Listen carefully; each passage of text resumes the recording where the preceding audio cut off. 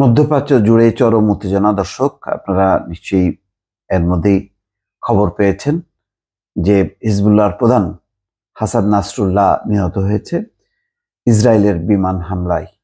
গত রাতে ভয়াবহ বিমান হামলা চলেছে।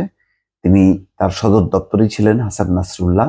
সেটা টার্গেট করেই ইসরায়েল বিমান হামলা চালায় এবং তিনি নিহত হয়েছেন। এর পরপরই যেই ঘটনাটি ঘটেছে সেখানে বলা হচ্ছে ইরানের সর্বোচ্চ ধর্মীয় নেতা খামেনিকে সরিয়ে নেওয়া হলো নিরাপদ স্থানে।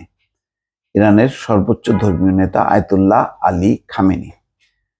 কেন এটি নেওয়া হয়েছে?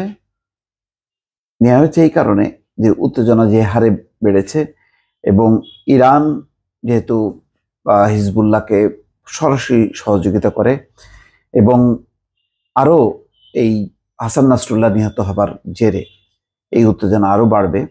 হিজবুল্লাহ মরণঘাতী আক্রমণ করার চেষ্টা করবে ইসরায়েলকে। ইসরায়েলও পাল্টা হামলা চালাবে এবং তার প্রযুক্তিগত তার সক্ষমতা এটা সারা বিশ্ব জানে।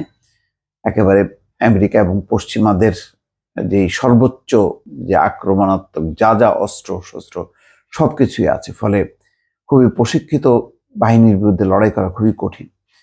তো ইসরায়েল যেহেতু একেবারে খুবই সর্বগ্রাসী এবং কোনো কিছুকে তোয়াক্কা করছে না, যেখানে হিজবুল্লাহর প্রধানকেই পর্যন্ত উড়িয়ে দিয়ে বলছে যে এর মধ্য দিয়ে বিশ্বে একজন সন্ত্রাসী নেতা নিহত হলো এবং সে আর সারা বিশ্বে কোনো সন্ত্রাসী কর্মকাণ্ড চালাতে পারবে না। এমন ঘোষণার পর আর ইরান যেহেতু হিজবুল্লাহর সাথে খুবই ঘনিষ্ঠভাবে যুক্ত, ফলে ইরানের নিরাপত্তা এখন হুমকির মুখে পড়েছে। সেখানেও হয়তো হামলা চালাতে পারে এমন শঙ্কা থেকেই খামেনিকে সরানো হয়েছে।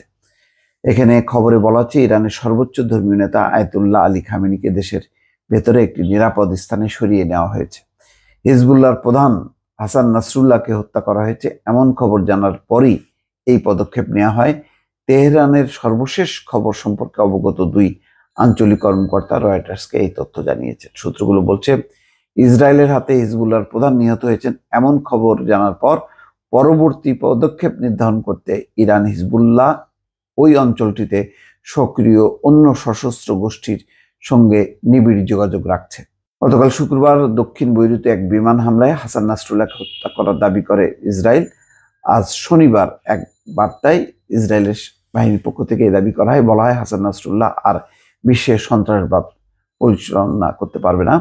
অন্যদিকে হিজবুল্লাহও এটি স্বীকার করে নিয়েছে এবং তারা বলেছে যে ইসরায়েলের বিমান হামলায় তিনি নিহত হয়েছেন। যাই হোক, পরিস্থিতি এখন যে পরিমাণ উত্তপ্ত মধ্যপ্রাচ্যের, তাতে ইরানও হয়তো এই যুদ্ধে জড়িয়ে যেতে পারে এবং কার্যত আসলে জড়িয়ে গেছে। তো সেই কারণে ইসরায়েলের হয়তো পরবর্তী টার্গেট থাকতে পারে যে ইরানকে লক্ষ্য করে, এবং ইরানের সর্বোচ্চ ধর্মীয় নেতা খামেনিকে যদি তারা হত্যা করতে পারে তাহলে ইরানও কাবু হয়ে যাবে। এই চিন্তা কারণেই হয়তো ইরান তার সর্বোচ্চ ধর্মীয় নেতাকে নিরাপদ স্থানে সরিয়ে নিয়েছে। দর্শক, এই খবর থেকেই বোঝা যায় যে মধ্যপ্রাচ্যে এখন টালমাটাল অবস্থা, যে কোনো কিছু যে কোনো সময় ঘটে যেতে পারে। দর্শক, ভালো থাকবেন। আল্লাহ হাফেজ।